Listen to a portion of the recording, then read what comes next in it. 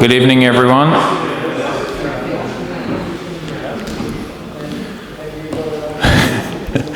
Well, after some technical difficulty there with the internet, welcome to the January 2021 AEVA meeting. It's nice to see you all again. Hope you had a nice Christmas and New Year. And this year, I really want to do a lot of extra stuff because of the year we had last year where we didn't get to do that much. So, without further ado, let's get into it. Just housekeeping to start with. Did everyone sign in? Please, it's actually a requirement for this type of situation, so make sure you sign in. And members are $2 and non-members $5. Just down the hall are the toilets for anyone who's been here for the first time. Anytime, Liz. It's only every meeting, mate. And good to see lots of masks. We're doing the right thing. If you aren't a member and you want to find out about all the stuff we're doing, let Les know and we can add you to the Google group. And we post information out to there so you keep informed. And that's the AEVA website. There's the address there to become a member. You can do that at home if you need to. Yes, the technical difficulty. We're trying to live stream, video record, and make it nice and loud in the hall all at the same time. So these, for the people on the live stream that might be the first time, if you missed the live stream, then just on my YouTube channel, they're free to watch anytime. You can check them out there. All right, this meeting we're going to go through a fair bit. I just want to bring you up to speed with some general AEVA business. I want to go through a letter that Gary received about the EV tax from the Queensland Government. We, as a committee, did some discussions about shirts, and Simone and Graham are wearing those tonight, so we'll get them up modelling in a bit. The Albion Peace Centre, for those that don't know, we had a generous donor that put solar, battery and charger on and we'll get Mitch and Simone or Graham to come up and have a chat about that, how that's going, because that's actually installed now. I'll quickly go through the latest EV infrastructure. It's not too long, this one. And as I said before, we're going to do quite a lot more events as much as we can this year. And yeah, I'll go through that then. Nathan's going to give us his monthly segment, and we're doing sales. 2020 sales and 2021 vehicles available. Yep, 2020 sales numbers and the vehicles that are coming out in 2021. And we have Paul from EV Hub Chargers, and he's going to show us some of his business's equipment. So let's go. I would. All right, so just firstly I did email out the monthly meeting minutes for the meeting we just had for the committee.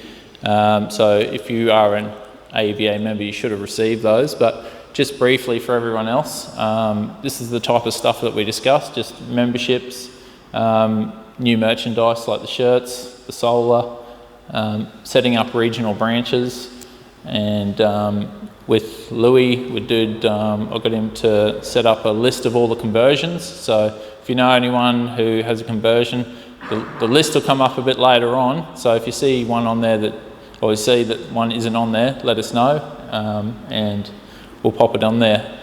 We'll go through some events for 2021, maybe just the next couple of months. And I just thought that seeing as the Tesla owners group for Queensland do stuff so similar to us, that it made sense to maybe get onto them and say, what events are you doing, and incorporate them into us, and vice versa. So that's just stuff that we discuss at the committee.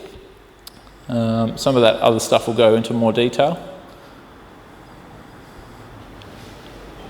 All right, just with the memberships, I just want to acknowledge the people who've paid for business membership.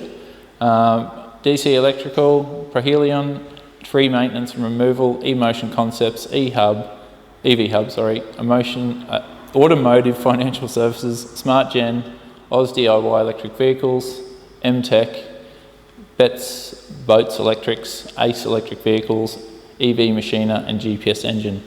Thank you to all those people who pay for that business membership. That's what keeps us going a lot, as well as the memberships you guys pay. So we've got 13 business memberships, which is pretty reasonable, I think. Really need a clicker. Just the general memberships for all you guys.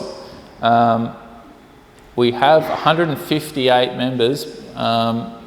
When I request the spreadsheet each month from the National Secretary or Membership Officer, they actually include people just north of Ballina because it's so much closer to Brisbane than it is to Sydney. So they sent me some other New South Wales people, but I just sort of drew a line because it's pretty close. It's only 2 hours away. So we had a little bump in the numbers from that, but nothing too dramatic. But I have put a lot of work into checking everyone's up to date, emailing and phone calls, and our numbers are quite good at the moment with current registrations. Not that many people that aren't current. So we've got another 10 people just who've said they're going to renew and just in that process. 14 just waiting to hit back to here. And we have 2 life members, and that equals 171 members, the 13 business memberships as well, so 184. So I've got a little bit of a target with the committee just to try and get to 200, see how we go. So that's all going pretty well, and I'm sure that probably puts us close to the top of the Australia AEVA branches. So this is just what the trend looks like on Facebook, and these were the numbers on. I know a lot of you guys may not be on Facebook, but it's quite an active page. In January 2020, we had 650 members. In middle of last year, we had 1,059. Now we're at 1,580. So that is actually trending. I think it's just good to show this stuff because people are becoming more and more interested. And I mean, some days I have to accept so many people to the Facebook group. It gets a bit, it feels like it's getting over the top, but like it's all very good in my opinion. All right, the EV tax. We might have heard that South Australia and Victoria were considering bringing in an EV tax. Whether it gets blocked or not, I'm not too sure, but let's hope it does. But Gary received this email from the Lucinda Hoffman. And I'll just read it quickly. Thank you for your email. Queensland Government's aware of the recent announcements by South Australia and Victoria to introduce a separate road user scheme for zero and low emissions vehicle owners for 2021. These announcements include how each respective road user charge scheme will be implemented, continue to be monitored. At this stage, Queensland Government recognises that it's premature to introduce a specific road user charge for zero and low emissions vehicles. Rather, a holistic view of the existing set of road user charges, including vehicle registration and fuel excise, is necessary to ensure that all road users, including zero and low emission vehicles owners, make a fair and reasonable contribution to road funding commensurate with their use of the road network. So that's good to hear so far. Just the next one, mate. The Queensland Government remains committed to continuing the support of electric vehicle uptake with the road pricing system that recognises the environmental and health costs of vehicles powered by fossil fuels. This approach continues to ensure that we capture the benefits and opportunities that zero and low emission vehicles provide to our community. The Department of Transport and Main Roads acknowledges the need to balance encouraging the uptake of zero and low emission vehicles with sustainable and, a lot of big words in that, and equitable funding Queensland's and equitably funding Queensland's transport network, and is working with Australian government and other stakeholders to identify long-term options for road users charging reform. So basically, this is the General Manager of Department of Transport and Main Roads saying that they're not really looking to introduce an EV tax, and I think that's fantastic. That does go with a lot of the, you know, initiative that they've shown previously. So like installing the chargers and supporting our events and that type of stuff. So that's very good to see, and thank you for putting up with my reading for that one. But yeah, I think that's a great letter to read, and quite comforting to find out that we're not going down that same path at the moment. Alrighty, can we have our two models up here, please? In front of the camera. All right. Okay, so this is actually the first time I'm seeing them as well, but They only got them today, like this afternoon. okay. So we deliberated a fair bit about whether we had blue sleeves, blue collar, buttons. Everyone was in a consensus that it needed to be straight cotton. There was no deliberation about that. But what's your opinion, basically? You happy with them? You like that? There are two lapel designs. There was the one that's already existing, and people don't want to change and don't want to let go of that, and a more brand. So the AEVA brand with Queensland underneath. Because I think the previous one was this one with Brisbane underneath it. So Yeah, so we if you've got legacy shirts, so you can show you've been around a while. Yeah, well, I think the colour I initially chose was like white strips, but obviously Simone organised this and has just got that shirt, so that's fine. But what's that? Blue supporter? No, we're not. But that's goes in with the corporate colour. Well, we did discuss the colour and whether or not maroon was, appropriate. So, any feedback? You just like the look of them? Would you purchase them? How much would you pay for it? Yeah. Would you like a plain black, like Louis, come up? No.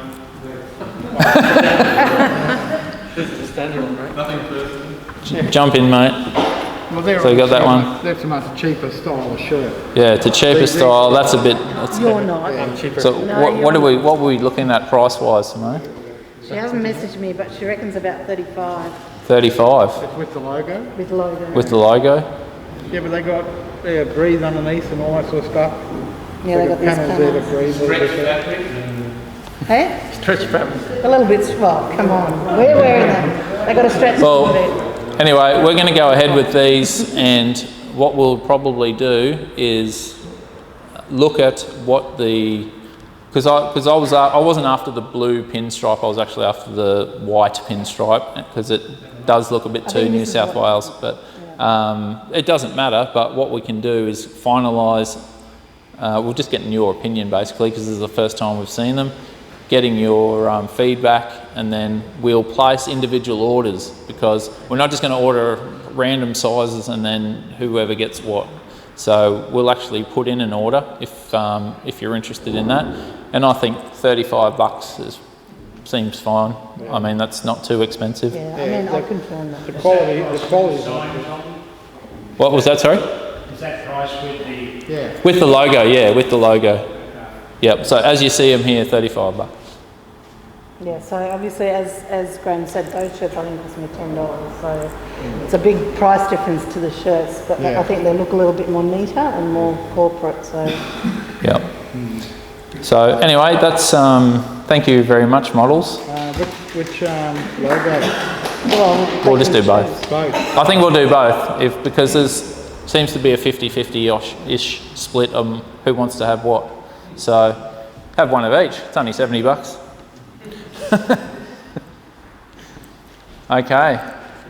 See that one there, actually? See it with the white. I don't know, it just... yes. So... When I looked at that, I didn't imagine how it would look either. So yeah.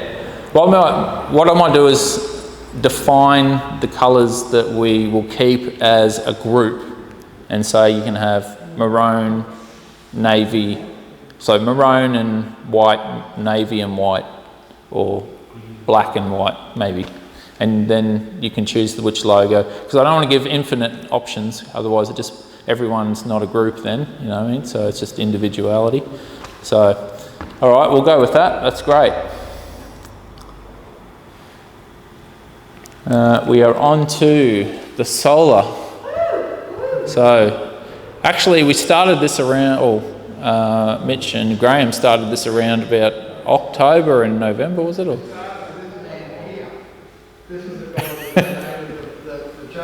Oh, good job. So we got for those on the screen that don't know the story, we got a Tesla destination charger donated, and then that kind of kicked the ball off on getting solar and maybe the charger out here for people to use. And we had a member generously donate to put the solar on the roof charging, but don't let me steal all Mitch and Simone's thunder. You guys can come up and have a quick chat. I mean, in all fairness, we've probably been talking about solar for about 3 years now, right? In general, like Yeah, we've talked but about not to that. this live stream. Definitely not to this live stream. Oh. Shall I hold that? Oh, it's like a sandwich. My goodness. So yeah, I mean, 2018, I think we're talking about it, but I think we really only became quite serious about it when the stars aligned and we happened to have help with the provision of funds, charger, its installation, etc., etc. So there was a number of things that we were, I guess, gifted, which was really lucky.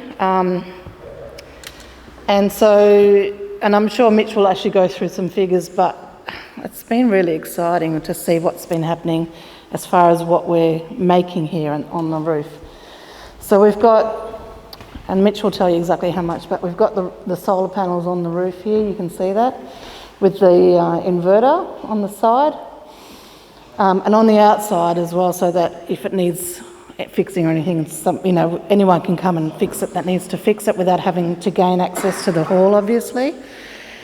But the figures have been looking really good. Do you want to show the login web page? Have you got that, So there's a couple of us that have got access to view the graphs every day if we want to. And it's really only been running with the inverter for about a week. So the statistics we've been getting obviously is limited. Also, not everyone's back to the hall yet as far as the users are. So what we're seeing as usage is probably not 100% correct.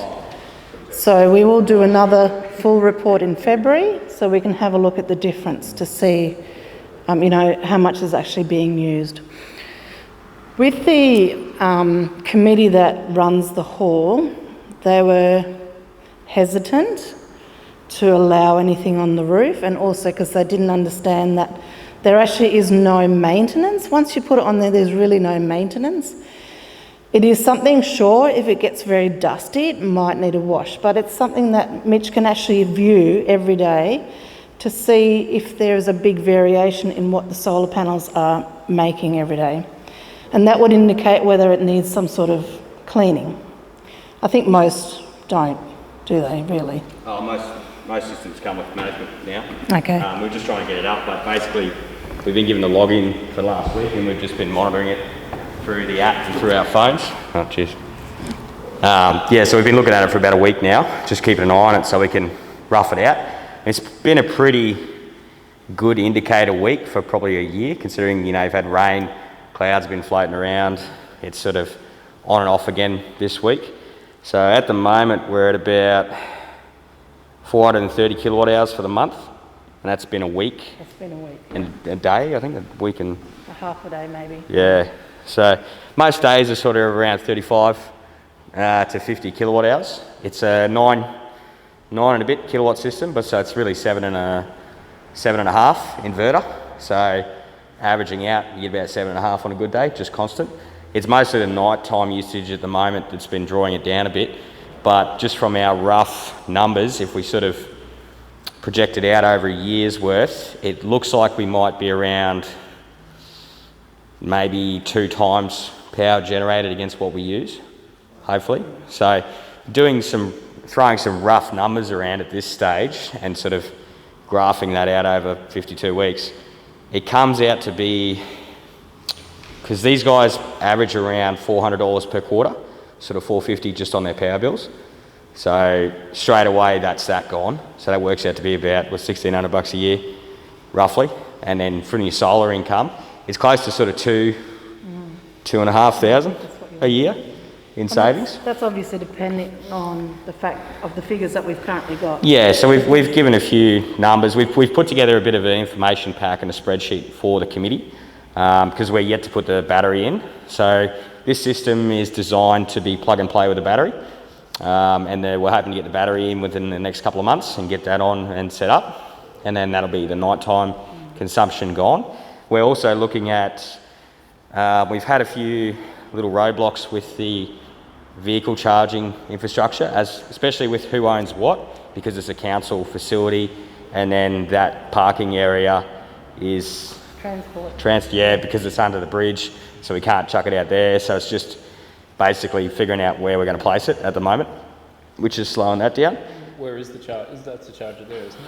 No, that's the inverter. That's the inverter. Just the inverter. Yeah. So the charger is actually on a bollard, but we're looking at maybe changing that to just mounting it on the edge of the building, somewhere in the corner, to get around issues with transport and council, and it's one of those sort of situations. But the idea is to use the excess solar to charge cars for members who rock up whenever they like. Ideally, we'd like to have free charging for AEVA members, and then anyone else is a price that we set, which just money from that can obviously go into a kitty or something. So as far as the bollard is, because that was actually part of our proposal, and one, obviously it's about position of where the bollard will go. But I think the second thing is that the committee, we're all electric car enthusiasts, and I think people who are not do not understand that it's not a $50 charge to charge an electric car. That only might cost $5 or $10 in electricity. It's only an AC charger. Yeah, and so part of the email that I'm going to be sending them sometime this week, besides that it will include the figures that we've had so far, it will also explain a little bit about how much does it actually, how many kilowatt hours does it take to charge a car. Also the point that most of the time people who come to a slower charger, it's not that they want to fill their whole battery in general, it's more a top-up. So that's the sort of thing that we're going to address with the committee so that they get more of an understanding and also see the figures of, okay, you're making this much, you've got at least this much left over, so let's use it. And that's why we're going to suggest the solar. Is that with the aim to have zero charge, no cost? Yeah, that's the aim, For the yeah. facility, yeah. Any other questions? I think what we were mainly aiming to do is use it as a demonstration for, say, if we're bringing somebody, a council member or a local community member to the facility to show them to the club, we can show them some of the associated benefits with the EV charging, linking the solar and the batteries and all that sort of stuff to sort of promote it a bit further and have it, 9 times out of 10, it's better to show something that they can see. Makes it a lot easier when you're trying to explain it to them. So I think that is going to be Yeah. a substantial advantage. Yeah, I think so. Yeah. I guess the other thing is too, it's a showcase for other community groups that might have facilities where the roof space is just going to waste. And there's a lot of us already that have solar at home, or at least it's on the wish list. And we understand the solar, but not everyone does. And so this will show the figures. This will show what it looks like physically as well. And I think it will be really good to get it out there. I've already asked one of our members to help me write a bit of a story so we can get into local papers and stuff as well. So if there's any questions or anything you think I should add, will you just let me know? And what were we doing for payment? Was it donation or? Well, look, I don't know. I think donation. That out, yeah. So for payment, like if you are wanting to donate when you're charging, it's probably just going to be a simple, can you put money into our account kind of thing. Possibly, I guess it hadn't been fully finalised because there's lots of different options, but a lot of them are paid. Once we get it in, we can sort that out. It's just getting it in at the moment, which has been a bit of an issue, but we're pushing for that as much as we can, and the same again at the next meeting will be. They're all pretty open to it. The biggest issue I've found is that we're trying to bring people whose knowledge level is down here, whereas most people here and our members, their knowledge level is sort of up here around solar batteries, cars, all that sort of stuff. So it's more about dragging people who have a lower understanding and knowledge base a bit closer to our level. So it's a little bit harder to get to sink it in unless you've got something to show them. So I think this is just going to make it a lot easier to try and speed up that process. That should be part of the story of having a community group with no knowledge of renewable technology to having an avant-garde installation on their property. I like that avant-garde installation. That's good. That's good. That's what we need is big words like that. Totally, yeah. Well, you can sell people savings all day long. I can sit here and tell you I saved this much money over this long using electric car and solar. And people it sort of goes in one ear out the other. Whereas if you can show them and you can show them a bill and say, look, here it is here, that sinks in a lot deeper. So I think it's going to help us a lot in that response. I don't believe this is a council hall. This is owned by the group. Oh, great.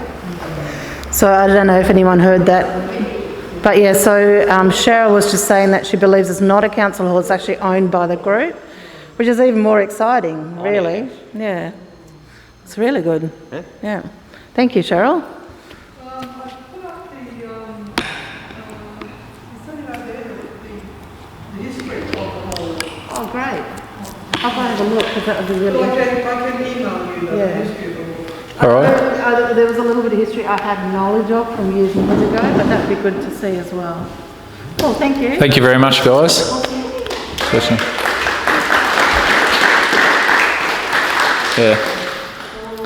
Yeah, like Simone said earlier, the 3 years in planning, I mean, it's great to actually find it on the roof eventually. So, righto, just another point I was making earlier about Louis. I asked Louis you can't really see that unfortunately, but I asked Louis to start up a list of all the EVs around Queensland because I'm interested in conversions. That wasn't why I joined AEVA, but it's a big part of AEVA, and I think it's important that get to see some of these cars. So in moving forward, we'll probably have an inclusion of those into events and that type of stuff, because I'd love to see 15 conversions all next to each other, get to sticky beak at those, because that's a bit of fun.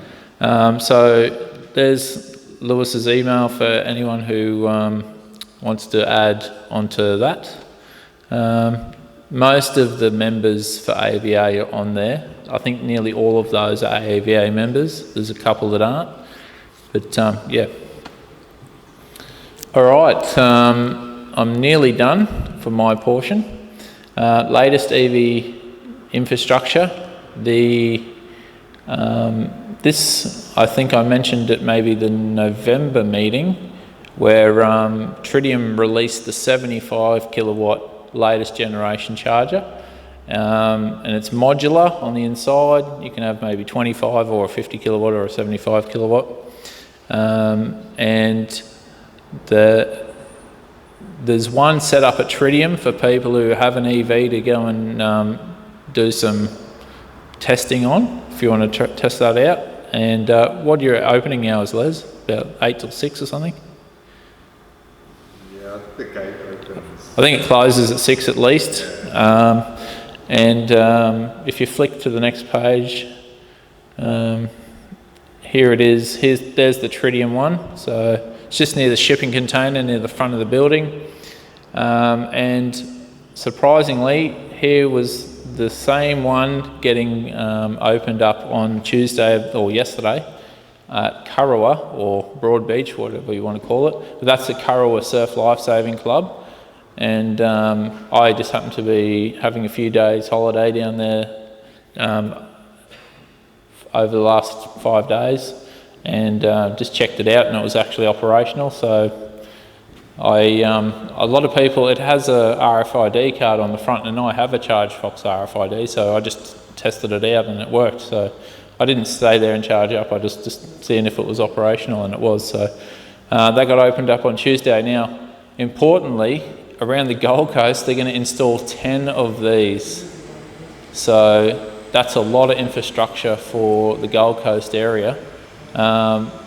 Haven't really had the sites disclosed yet, so that'll be a real big boost. And just while we're on this, so the Kona maxes out about 75 kilowatts in speed at the top of its charging curve. So when I do charge on a 50 kilowatt, I do sort of like the limitations to the charger, not the car, whereas on this it sort of evens out to the limitations to the car and how fast that can charge. So the twice that I've used these 75 kilowatts, I've seen 74 both times. So that's great, just a little bit extra speed. So and eventually, I don't believe it's available yet, but eventually you'll be able to charge one from the CCS and one from the Chartamo at the same time.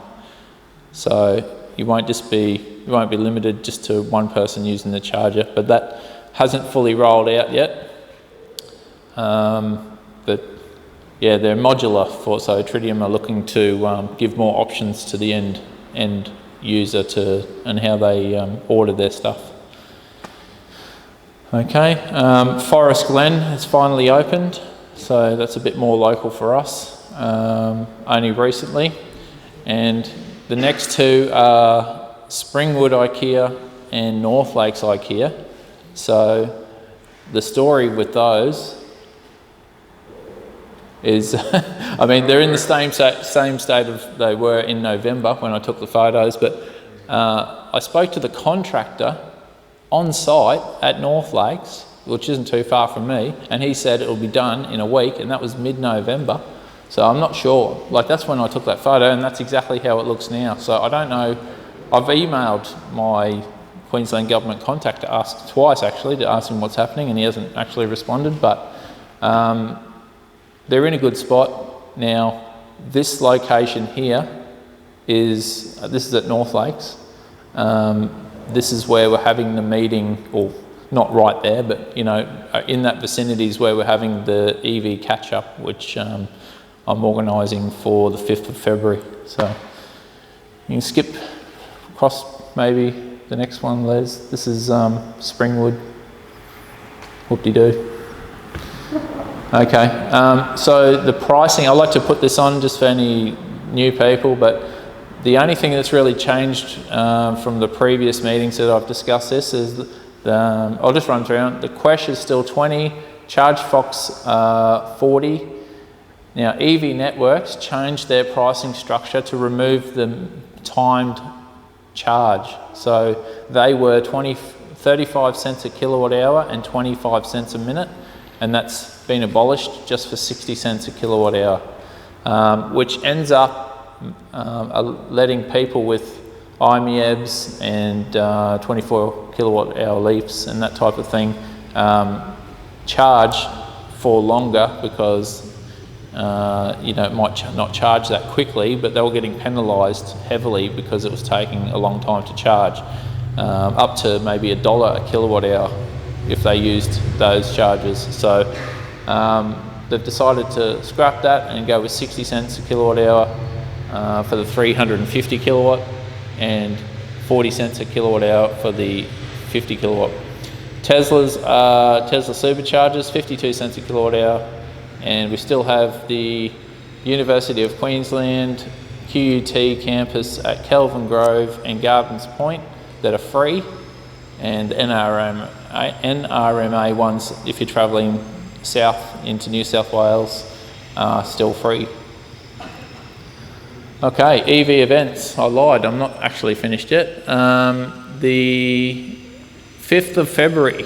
So, as I mentioned at the very, very beginning about organising extra events, every month, because since I've been sort of the chair, we haven't really had a lot of time spent with the cars. So I thought, how about every month we actually get together with our cars somewhere and just have a coffee or talk, EVs and that type of stuff. And then we also have the hall meeting as well, and we can, talk about the other information that you need to know. So the first one was actually in January, but we got the day it was locked down. That was going to be at the Springwood IKEA. I had quite a lot of interest for that one, and obviously COVID struck. So hopefully we don't have any. We're going to find out in a couple of days what the restrictions are, but I'm not expecting there to be too much because we haven't had any new community transmission. So the 5th of February, we're going to just come if you want to come to the North Lakes IKEA and have a chat with other EV owners. Will it be possible to charge a car there? I don't think so, unfortunately. If not, I had a look today on PlugShare, and that picture that I took in November is exactly it. To be honest, I think they just need the heads installed. I don't think there's any other work to do. I don't think it seems like a long time. I don't know what the hold-up is. So it's a bit of a shame because the rest of the electric superhighway is all finished pretty much as far as I know. Maybe one or two sites that just need to be activated, but strange that they haven't done that considering they're in the same, they haven't progressed anything for, over a month, 6 weeks. So. But when I planned this stuff, I didn't plan it to be at a place where there was no charger. I'm going to do all the events where there are chargers. But what do you do when it's been weeks and weeks and weeks now that it should have been finished by now, so. Bring a generator. Yes, mate? Is that Springwood IKEA?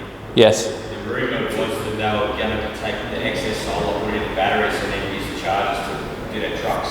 Because their trucks are going electric to do all their deliveries. So that was the rumour that I heard, so Albion batteries. No, their trucks are based in a different depot. It's a question, yeah. But it's also the Quesh site, so it's probably not for that. We don't have that inside information. All right, these are just a list of some of the other events. The following day, so this is a Friday, so Friday 6:30, and this one's Friday 6:30. So I'll try and probably do Friday 6:30 at different locations, and the plan is to do Sunshine Coast and Gold Coast and Toowoomba with these casual EV catch-ups, just for people who want to meet other EV owners. So this is what I was talking about, the Toka guys, offering up their events as well. So they've got a winery tour, quite a large range EV you need if you want to follow on that one, but that's starting, meeting at Toombul, 8:20, leaving 8:50. And then you go, you do a big loop down the southwest of Queensland there. I think there's about 3-4 winery stops. So that's nice. We'll have our normal meeting in February on the 17th. And in March, so that's, I haven't got the March AEVA meeting on there, but in March, because we didn't get the January one, I'm going to have the March one at Springwood, because there was a lot of people that said they couldn't come to the North Lakes one, but they'd missed out on the Springwood one. So I'm just doing that one, then I'm doing that one. Now in March, we've got the Noosa EV Expo, which is quite a large event, and I'm already speaking to the people that take care of that. And we'll probably drive up from, say, Toombul. Okay, so 21st of March. 140 kilometres one way. There is charges along the way, and there is charges in Noosa. And IMEV should be able to get there. 140 k's an hour. But there's charges along the way, mate.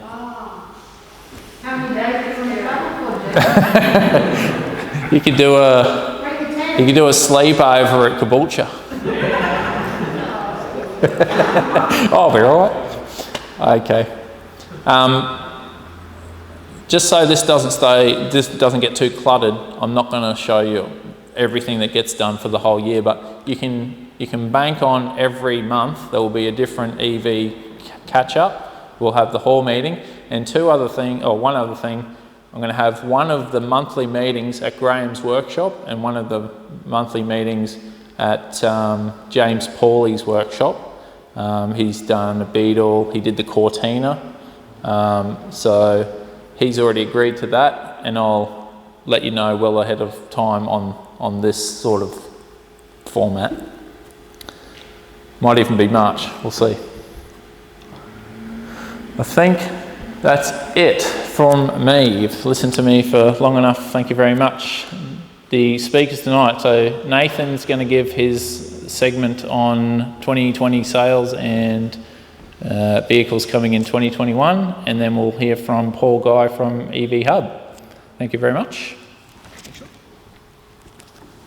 Thanks, John. Looking good. Yeah, that's getting loaded up. Oh, here we come. The Tesla Owners Club event is going to go on down to Tambourine and the Boona area for a few different wineries. So I thought today, given it's the new year, that I would have a look back over 2020 and particularly having a look at some of the sales trends, because the sales numbers aren't really easy to find, so I thought I'd do that, and then look forward to the electric vehicles that are going to come onto the market in Australia in 2021. So if you're in the market for a new electric vehicle, to get a bit of a concept of what's going to be available to us. So some of you that were here in November, I think it was November, the last time I put stuff together, I throw this slide up, which was end of October year-to-date sales from around the world, to get a bit of a concept of some of the market shares that you're starting to see in some of the European markets compared to Australia and some of the overseas markets. And so I just wanted to give you a bit of concept there that this is what was going on around the world. And so since then, particularly with the green arrows there, you've seen the market shares of some of the big European countries go through the roof. So, and one that's not on there is the Netherlands. So the Netherlands is up over 50% market share in the month of December, battery electric vehicles, full BEVs. So we're starting to really see an acceleration in Europe. And if we go to the next slide, you'll see some numbers that were posted just the other day for Germany. So 5 years worth of data here, and you're starting to see that petrol and diesel for cars is really starting to fall off a cliff. And you're starting to see hybrid, which includes in these numbers plug-in hybrids, and you're starting to see battery electrics come up, and even from that end of year end of October data that I was saying before there was about an 8 or 9% market share in Germany. It's already bumped up even further to 14% market share. So you're really starting to see this acceleration in Europe, which is great for EVs in general. It means that main manufacturers are going to continue to put money behind them and keep going. And you know, in a way, but by contrast, if we have a look at Australia, which is the next slide, you'll start to see what sort of results we've had last year and the previous few years. So we've had a massive growth in EV uptake. These are brand new vehicle sales by a dead microphone. Is Johnny gone? You're right, Lewis. Thank you. Just wait for the microphone to come back on. But we're almost there. And there we go. Oh, not quite. Testing. Yes, Lewis? There we go. Wonderful, wonderful. Thank you for your patience. So we've cracked the heady heights of 0.5% market share for EVs in Australia. So as I kind of mentioned last time, you know, what's that? About 28 times less than Germany. So we've got a long way to go. What is a couple of interesting takeouts here, you may or may not know that the national sales figures that are printed every month and are all put into the large vehicle lobby group called the FCAI. They capture most vehicle data, but Tesla don't give them their numbers because they're not part of that gang. So the bottom set of numbers in green, they are for all of the vehicles that are from the mainstream manufacturers, so your Leafs and your Ioniqs and Konas and so on. Even things like Outlander Febs will be in that group of electric vehicles, plug-in vehicles. And then the rest of it is Tesla. So broadly, in 2020, 2/3 of all electric vehicles sold in Australia were Teslas. And a similar sort of cohort in the previous year, and so that kind of trend has been starting to become a thing, at least for the last 2 years. The growth of the market has been not a lot, but compared to a shrinking market that's been going on across the whole car environment, it was a good year for electric vehicles in Australia. A 16% growth over 2019, but really it's probably on the background of the Australian car market dropping some 20% or so, broad numbers. And some other numbers that came out as I was gathering this is that there have been now 10,000 Teslas delivered in Australia since the beginning of time. So, and about 20,000, getting on for 20,000 electric vehicles all up. So, starting to make a bit of a headway, and it just sort of leads us to what's going to go on in 2021. So this is a bit of a narrative just to sort of go through what's likely to happen from a light vehicle sales in 2021 in Australia. And so globally, there are going to be a lot of new models coming to the marketplace, particularly from well-known brands. This BMW iX3, they said that it's going to be coming to Australia in 2021. BMW have said that it's going to be a really good car. It's going to be right in that range of the SUV where everybody's after that. It's going to be likely to be in the sort of the $80,000 to $85,000. So I'm trying to keep my focus here in the under $100,000 mark. You've got to draw a line somewhere. $100,000 is a lot of money, but let's draw a line about there. And the MX-30 is going to be a very pretty little car. Doesn't go very far, but it's going to be an interesting one. And the Polestar 2, for those who have been watching that, is a real Tesla Model 3 competitor, and it's going to be a beautiful car when you get a chance to have it up front. Not completely confirmed for Australia yet, but it's possible. However, there's a whole bunch of vehicles that are not going to come to Australia. And of those vehicles that are going to come to Australia, their volume is going to be reduced or limited is probably the word I'm looking for. So a great example of a vehicle that should be coming to Australia is the ID3. So the ID3 is on sale in the UK and Germany and so on at the moment. The ID3 was the number one selling battery electric vehicle in a number of European countries in December. It's really starting to kick goals. However, Volkswagen has said in Australia we will not see that car until 2023, which is possibly even going to be its first facelift. So there's a great global EV that's going to be the right kind of price point for most folks, the right sort of size for a lot of people. It's a Golf without being a Golf, and you're not going to see it until 2023. Similar sort of thing with the Mustang Mach-E, already starting to deliver in the US, going to start delivering to Europe not too much longer, in the next month or three, and we're not going to see it in 2021. So there's another major vehicle that we're going to see delayed. And look, Model Y just started delivering in China. It's been on sale in the US for well over 12 months now. We don't know when we're going to get one. We're not sure when we're going to get Model Y. So the world is launching cars all the time. That's probably my message in this one. But we are not going to see all of them straight away. And the other angle to that is that because Europe can't get enough EVs right now, we're not going to get much volume of the ones that are going to be made available to us.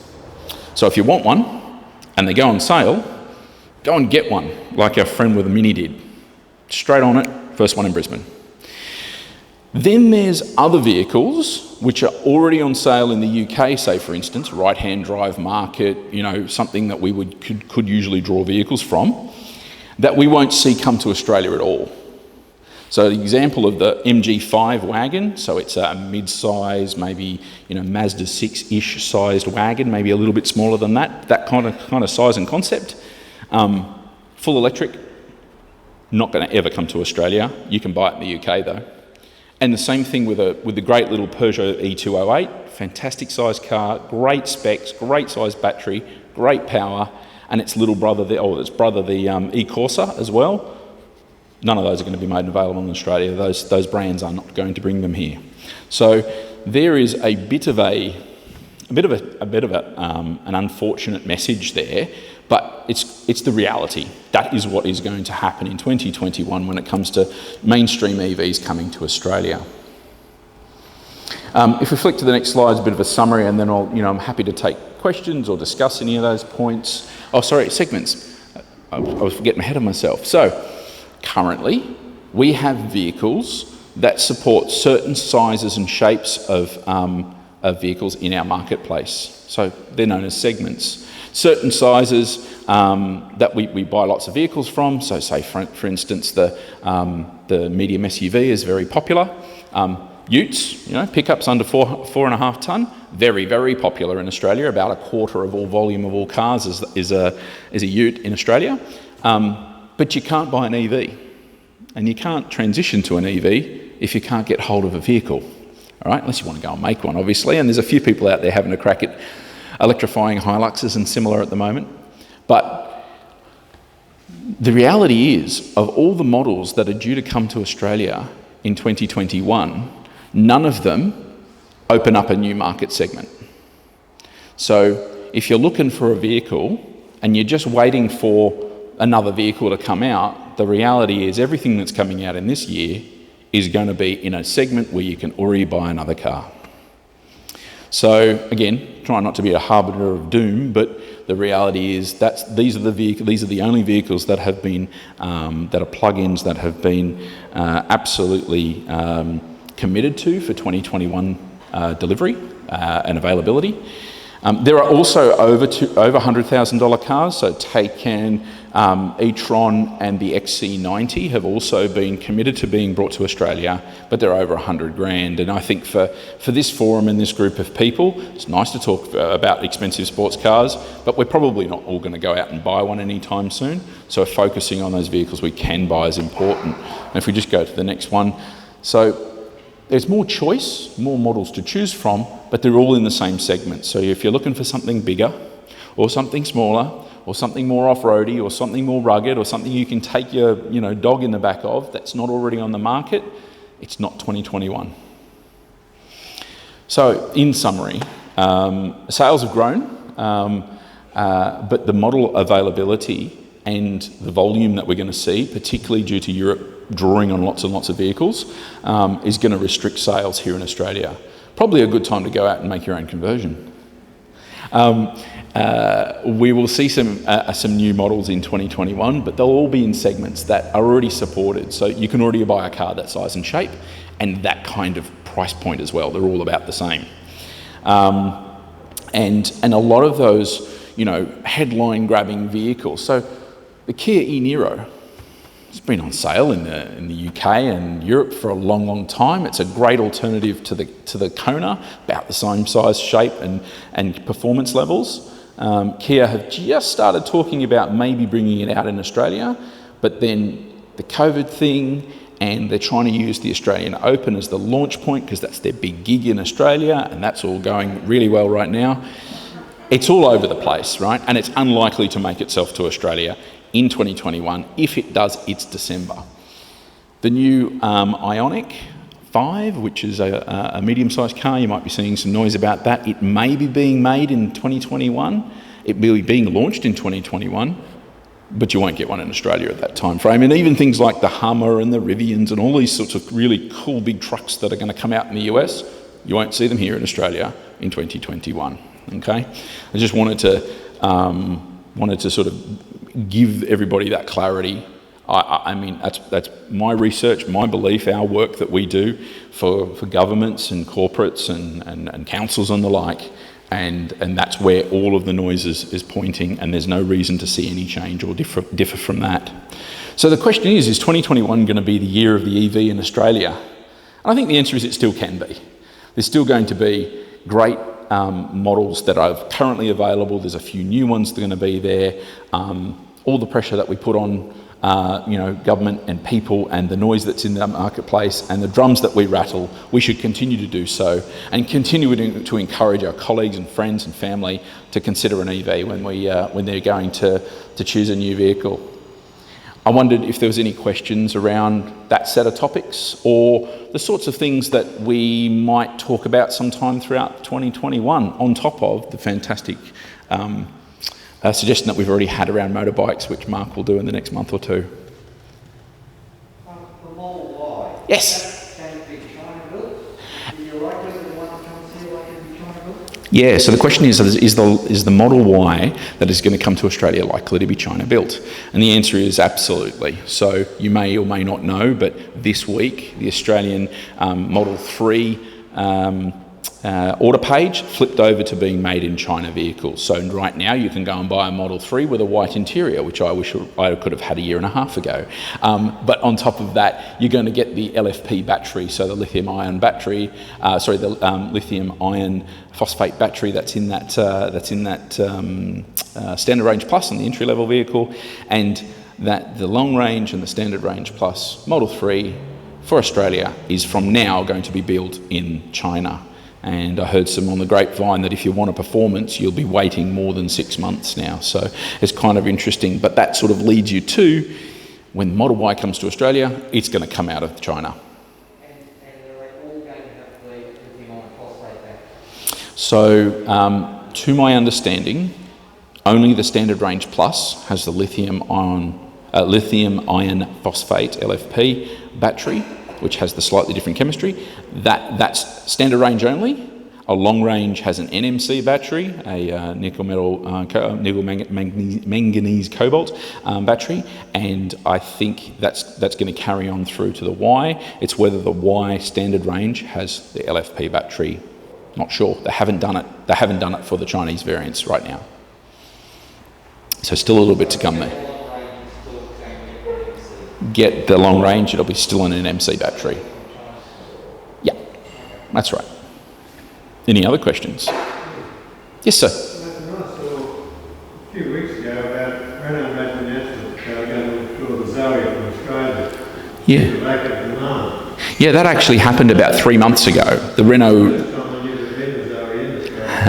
So the Renault Zoe was, the question was around the Renault Zoe being removed from Australia, and that it was it ever here? Good question.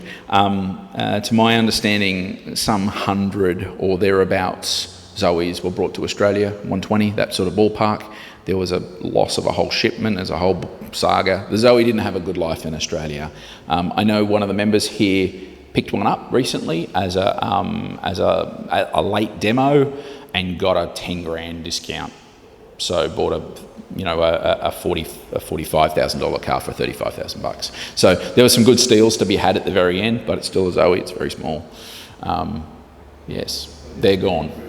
And it means the whole Renault brand, again, a bit like PSA, a bit like Peugeot Citroën, have decided not to bring EVs to Australia, which means that Australia is missing a whole range of what's in Germany, the most popular EV, a Zoe. It's pretty sad. Any other questions? Yes, sir.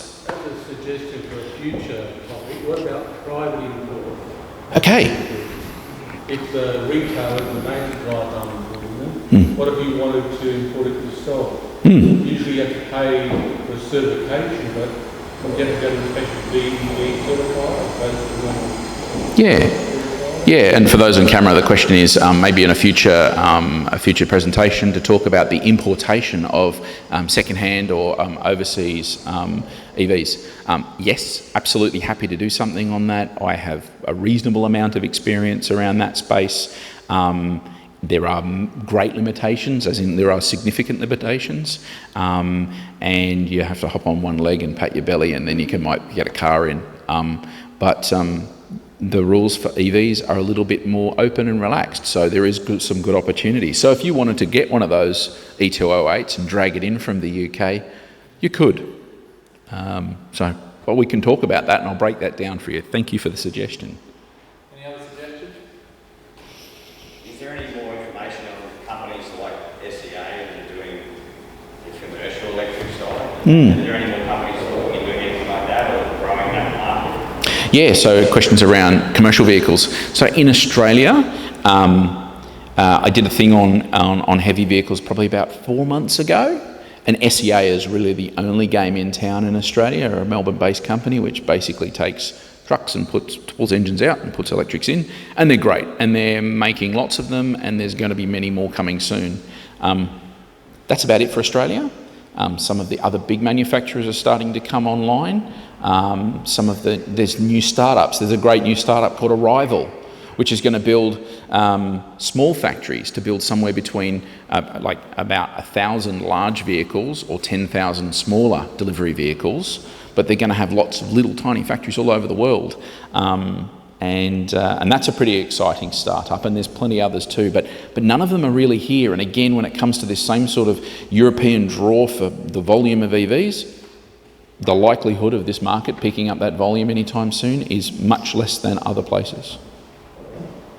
Awesome. If you've got any other suggestions, grab me afterwards, let John know. I'm always looking for ideas. I can do bits on whatever you want, but I kind of need to have a bit of creative support. All right, thank you. See you soon. Thank you. Excellent. Now we've got Paul, who is one of our business members, and his company is EV Hub. And he's got some charging gear here with him tonight, and he's going to do a presentation. Welcome, Paul. Thanks, Jetty. Is that easy? Or you got anything? Maybe not. It's all right. Yes, so hi guys. Paul Guy. I'm new to this thing really. I'm getting into the EV charger space, and I just want to explain to you, or sort of show you what I'm doing and what I'm bringing in, and I'd love the opportunity to pick the brain of enthusiasts, because this is a rare opportunity as to what you are using for vehicle charging, what has been your experiences, what would be your feedback, what would be your advice to me, the sort of things that go right, wrong, and all that sort of thing. So I'd like a little bit of an interactive session if that is at all possible. So if we can just flick on through, mate, if that's okay. So yeah, go to the next one. So just, Smart Grid Solutions, so EV Hub fits under that. So we are doing a lot of sort of renewable utility style, IoT devices, networks, testing equipment, all that sort of thing, and the EV Hub stuff fits under that. So I can provide detail for anyone that's interested. So next one. So the EV chargers that we're supplying, I've got the Australian license to EV Box. So for those that haven't heard of EV Box, they are the largest in Europe, 200,000 chargers globally. Most of those are in Netherlands. That's where they're based, and that's where they sort of produce all their goods. So they have all their very nice looking chargers, which we'll go to sort of show you in a minute, and I'm not on the screen. And they've got all the sort of back-end software integration with your electrical, solar, charge management platform, all that type of things, which is what I wanted to sort of cover with you. So they're owned by ENGIE. For any of those people that are in that sort of electrical space, ENGIE are a large French organisation that are right across, very large solar farms. They're partnered with Fluence and those guys that are doing all the big batteries at the moment. So next one, because I want to get to the good bits and just really discuss. So ENGIE are helping us with the commercial installation across Australia. So they're sort of anything that's car park related and everything else, and then of course we can assist them with some back-end engineering if we do get to that DC network, which I'm not going to go into too much detail on DC, because as you've already covered, it's fairly well covered. Tritium and those guys have got it fairly well under control. What I want to focus on tonight is AC charging, and that's going to be predominantly what we'll do. Solar service guys are assisting us with that residential across Australia, as well as a whole lot of other accredited solar installers that we're also very keen to talk to and sign up. So next, please. So yeah, next they're covering all the different markets as you'd probably expect. So next one. Next one, please. So this is the LV. So I have got all the charges at the back. So, well, I've got the LV and the business line. So please touch, feel, don't kick, but have a good look at them and have a look at the quality. So the LV is the home unit. So it's, as it says there, single phase, 3.7 kilowatt right through to 22 kilowatt. What I really want to know, because I've been spending a lot of time with Tesla owners lately to try and understand the experience and the ease of use to try and charge a Tesla.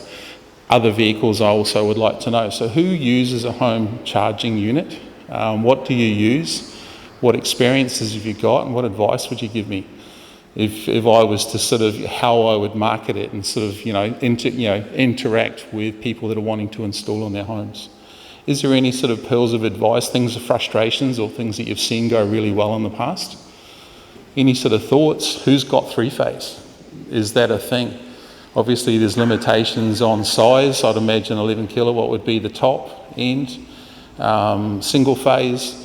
What about integration with your home as far as, sort of that load balancing or load sharing to make sure that you're not overcooking your system? Has that ever been an issue when you've gone to install any chargers? That's sort of what we're spending a lot of time trying to get right. So I want to make sure that, we're onto the right thing and it actually is a real thing. When you say overcook, yep.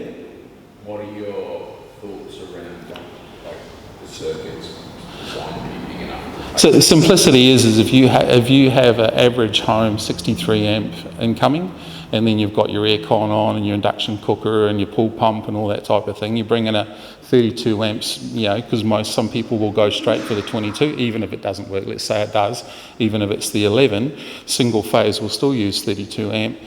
It will therefore, you'll blow fuses. So you've got the ability through either a lot of chargers or that back-end load management software that you can put in place to make sure that the charger will do things like solar diversion. So it's able to sort of, wait and only charge the car when the solar is available. So when you're not using that in your house. A Zappy-like clamp over the solar to say... Zappy-like clamp, but more than that. So we're looking at sort of devices that are able to then start into the home automation side of things to be able to do demand response, where you're able to enter into wholesale markets and other different things with what you've got within your house. Question becomes, does it become too complicated for the average EV owner? Because a lot of EV owners that I've spoken to, the ones that I'm getting inquiries through their website, are just saying, look, just make it simple. I just want something screwed to the wall and I don't want to have the hassle of it. Is that right, or are people a little bit more involved? What's the feedback? I mean, Yeah. From an electrician's point. Sorry? Coming from an electrician's point, a lot Yep. of the time you'll get there and the work will require switchboard upgrade.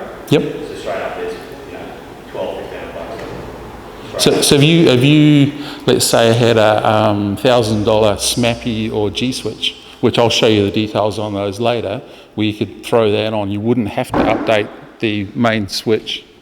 Sorry, I've switched out. So you wouldn't have to do the main switch and also the mains, because it would balance out what you do currently have. It's more alteration of methods under the regs. Yep. Where if you alter or amend the circuit, you have to bring it up to the current standard. So it's bringing it up to standard more so than it to be able to handle the loading. Also, the house hasn't been like RCDOs and things. You have Yep. to bring that up to the current standard. So that's Yeah, where you start to run into a few issues. Apartments are the biggest nightmare going around. Yeah. But Getting a lot of inquiries about apartments and putting in multiple charges. I'll talk to you about it later. Yeah, no, look, I'd love to, because, I mean, from a user point of view, I mean, I was talking to my mate in the back before, he got the Tesla, had one in the boot, hasn't installed it yet, does other things. Is that the standard approach? Are most people using the cord that comes with the car, or are you going for the faster charger in the home, or just reliant on fast charging network? What's the sort of average day to day? Plug in at home, use an overnight tariff, Yep. pay 7 cents a kilowatt hour, or using solar during the weekend. And this is a specialised charger you're putting in, It's or? a $700 Yep. Tesla charger that was free because that's what I bought. This, the car, it was yep, free. came with the car. And I got it fitted by my solar installer at the same time. I put the solar on for nothing. Okay. So I probably got the cheapest, cheapest charging solution. So you're probably a little bit of an exception, but I don't know, because yeah. I sold Teslas for the first 18 months the stores open here in Brisbane, and they and most customers just fitted the Tesla charger because it was free up until about 4 months ago, 5 months ago. Yep. And it's still the cheapest charger on the market. So from a cheap point of view, $700 is the cheapest charger on the market. And I don't know how many people feel they need anything more. Has anybody got a Zappy? Yeah, you've got a Zappy. So I think Zappy's great as a good product, and it's kind of 15, 16, 17 bucks, isn't it? It's 1,500 installed. There you go, 1,500 installed, so that's pretty good. Yeah. And it does 1,100. Yeah, 1,100 before. And you can get it in 3 phase as well. Yeah. It's good. It's a good product to do smart stuff. Yep. That's a. Some people, like, you're not going to please everyone, you know, but I think people do want to maybe see how much energy's gone into their car. Yeah, for sure. I think that's, even if you have maybe a dumb charger, but it has like an amount on the screen that's actually gone from your car into your car. You need to have the kilowatt hour meter inside it, and you need to have the app for sort of interaction. App's good. Yeah. Find out what's going on. Turning it off and on, but just sort of seeing what has gone in versus from solar versus off the grid, that type of thing, or because we're talking $1,600 for hours, So that, and then I just think that's expensive Yeah. for a charger. For a home that doesn't do anything more or less. You can do clever stuff. Yeah. Most people don't need clever stuff. Yeah. I think for public or business type arrangements and councils and stuff like that, I try to do a lot of work with.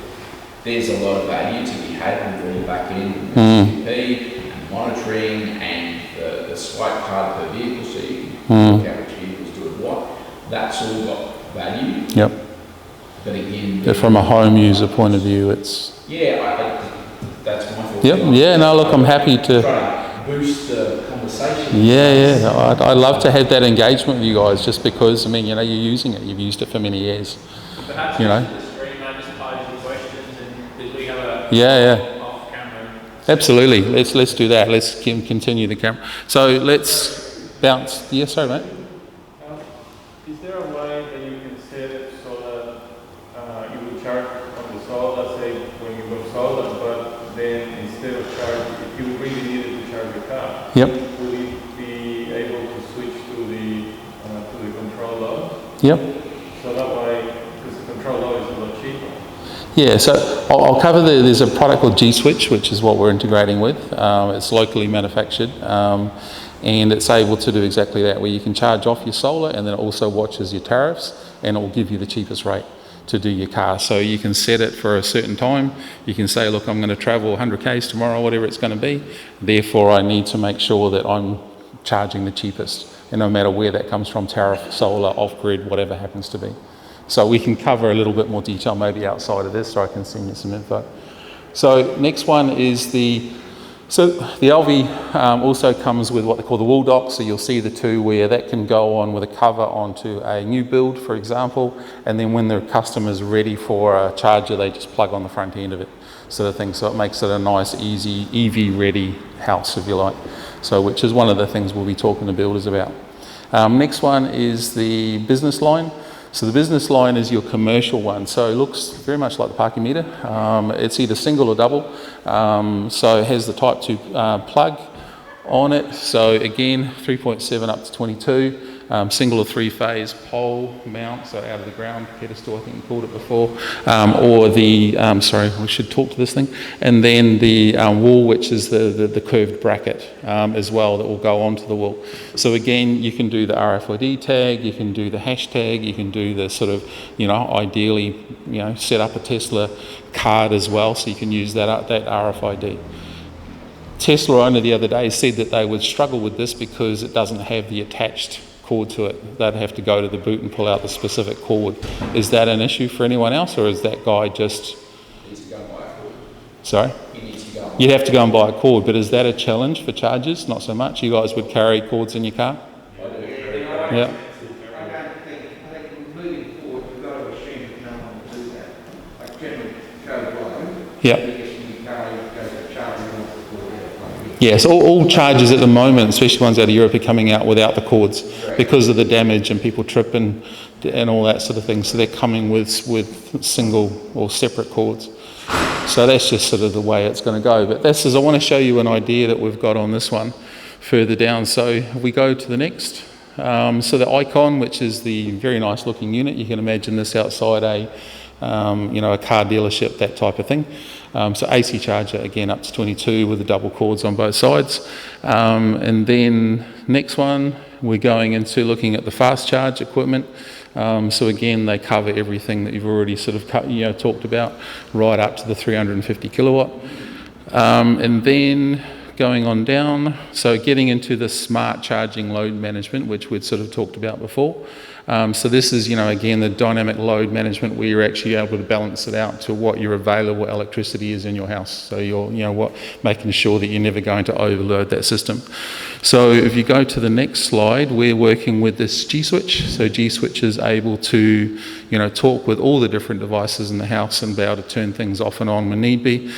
Treat your hot water, pool pump and all those things as a controllable load, and then you can enter into those VPP/demand response type markets, which again is where the market will eventually go.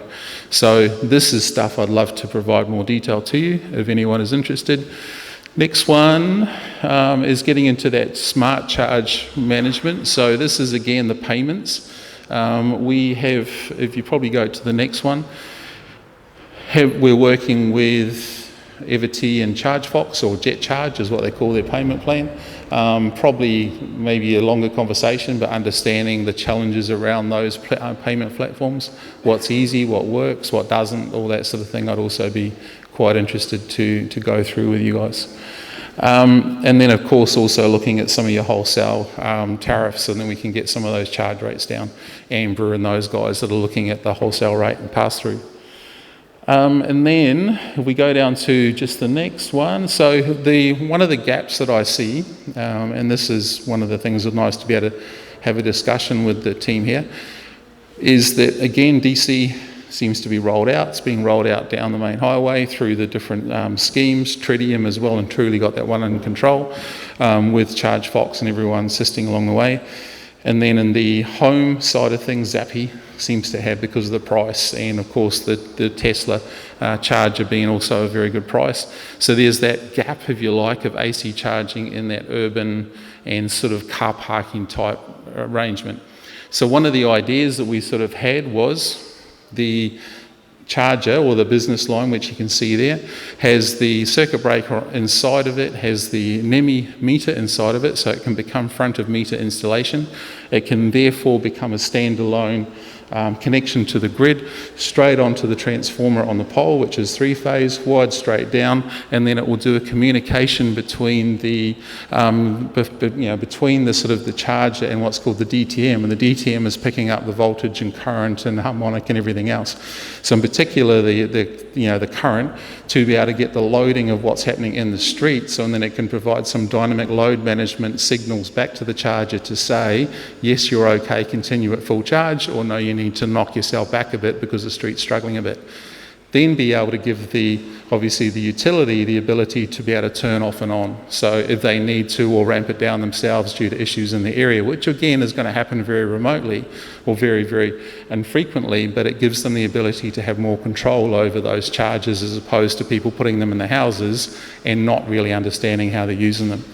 So this is, again, something that we sort of thought that in Queensland in particular, I'm in Ashgrove, Red Hill, so you've got a lot of the poles beside the streets, they're right beside the street curb, you're able to paint the sort of, the car park area outside, put them near a lot of walking areas, a lot of parks, a lot of cafes, all that sort of thing where people can plug in for an hour, go for a walk, come back and get a half or quarter charge or whatever it takes on the 22 kilowatt.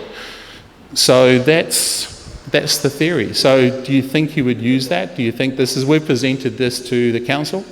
We've also presented this to Energy Queensland. Got some good feedback so far. We're waiting for those discussions. You've got to get a few people in the room to make this thing happen. But is that the type of thing that I see this as the benefit of this to me is that it's a cheap rollout of AC stations in urban areas. I mean, you're talking less than 10 grand. And you're able to get visibility. So if people are driving down the street and they pass 5 of these on the way to work, then they're going to consider buying an EV next time because they're going to know that there's a lot more infrastructure out there and they're not heading in car parks or long main motorways, which the average person doesn't get to see unless they go on a big long trip. So that was the theory behind it. So any feedback or thoughts? Yep. I think for these things to be, for people to use them, the price of the electricity will have to be comparable to what you would pay for carrying on home. Oh, for sure. Yeah. Yeah, that to me is not, it's not because it would be Energex owned. So they would have, because it's on their pole, it's on their infrastructure and possibly even tied to an Energex retailer, which means that it could, because it's its own particular, meter connection, it could go on to a very good tariff and therefore probably even hopefully be far better than what you get in your home. So that's the interaction that we want to have with Energex. That is that the Energex's retailer, Eureka, has already farmed out its charger management to JetCharge. And so therefore, whether it's an AC or a DC charger, it's charged at 20 cents or more for a kilowatt hour. I personally will not pay for AC charging. I don't know how many other people do.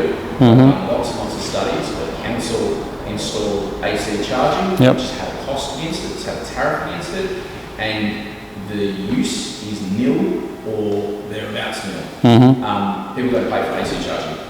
It's not quick enough, it's not that convenient, it's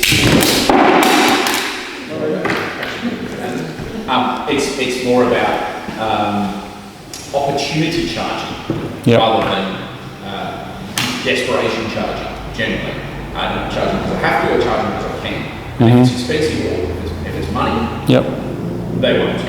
So I think that's a piece of my feedback from lots of council interactions and discussions on public charging. I don't know if everybody else is the same. I think if you're stuck for charging, so you're in a vehicle that's is more dependent on charging, short range, you're a little bit more likely to spend a bit of money on charging in this sort of environment. But that's my thought. I like the concept of proliferating charging, but infrastructure, personally, infrastructure in a public place, just to have more does not make people buy EVs. In fact, I think personally, we have enough infrastructure in South East Queensland, now more in the Gold Coast, to support, I believe. I'd politely disagree. I go in a plug share, because I'm in Ashgrove, I'll go in Ashgrove, so I go in a plug share and my closest charger is in town. No, your closest charger is in the garage. I'm in a unit, so I can't put one in my garage. You're in a unit and you can't use your own charger, your own. I have to use the cord and all the rest of it, so.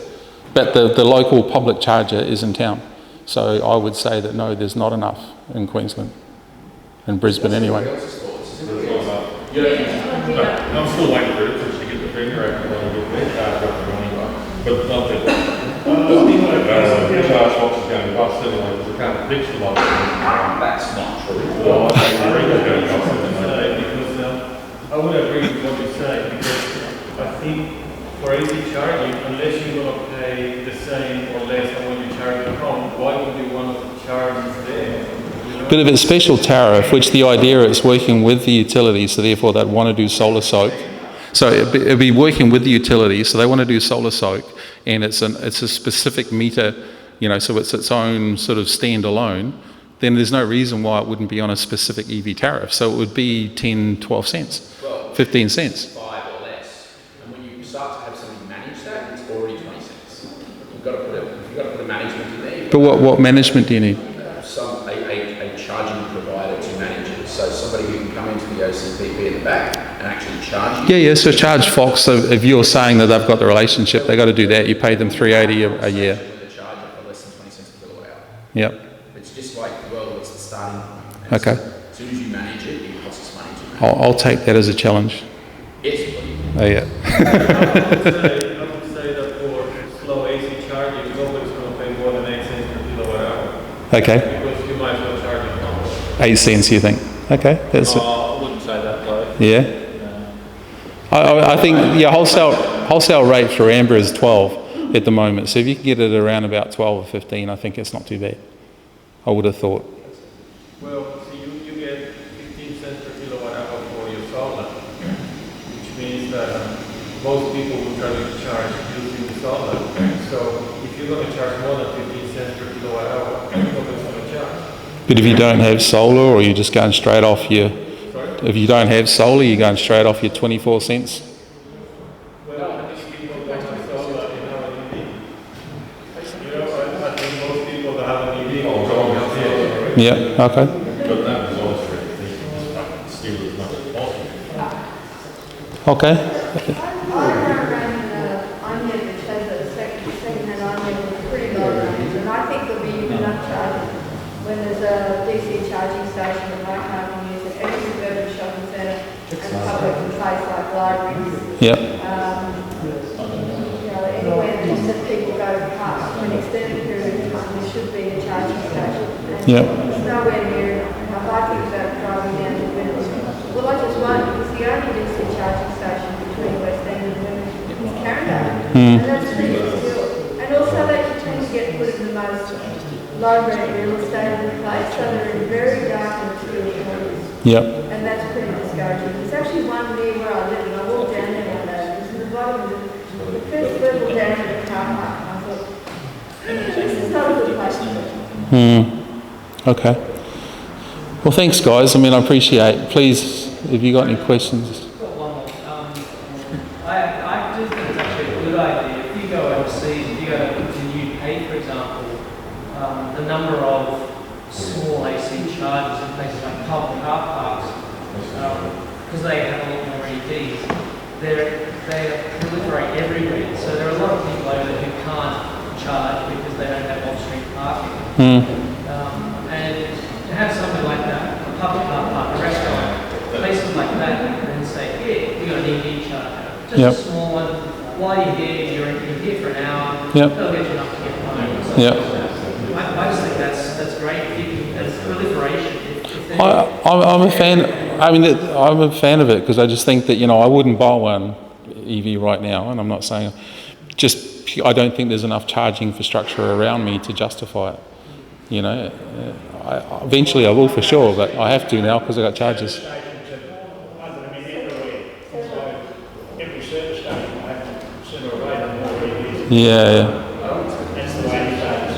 Yeah, but DC though, because a lot of them are struggling with the electrical infrastructure.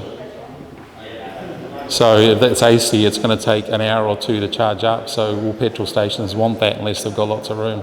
I don't know. Those are the conversations to be had. So anyway, thanks you so much, guys. Thank you, Paul. The live stream died. I've got a new phone and anyway, I'll have to keep it more charged for next time. All right, well, that's it, guys. It's now free talk. I really just want to say thank you. That's it. I probably don't need... Thank you anyway, Nathan. Yes, very interesting night. Let's give Paul all our feedback, and he's after that information, so let's do him a favour. Thank you for attending. The February meeting will be here, and we will have an MG ZS EV in the hall for those that want to see one of those. It was actually meant to be here tonight. If the they're getting delivered right now, basically, so to a lot of owners. So if they had been delivered by tonight, it was going to be here, but it's definitely going to be here next month if you're interested to see the cheapest EV on the market. So, yes, Simone? For those of you who did not sign in, If you didn't sign in, would you mind signing in? It is kind of mandatory for this COVID situation. And if you need to renew your membership as well. yeah, if you need to renew your membership, come and see me, you can pay it to myself, and I'll transfer it to National. All right, thank you very much. And next week, campaign, don't trouble.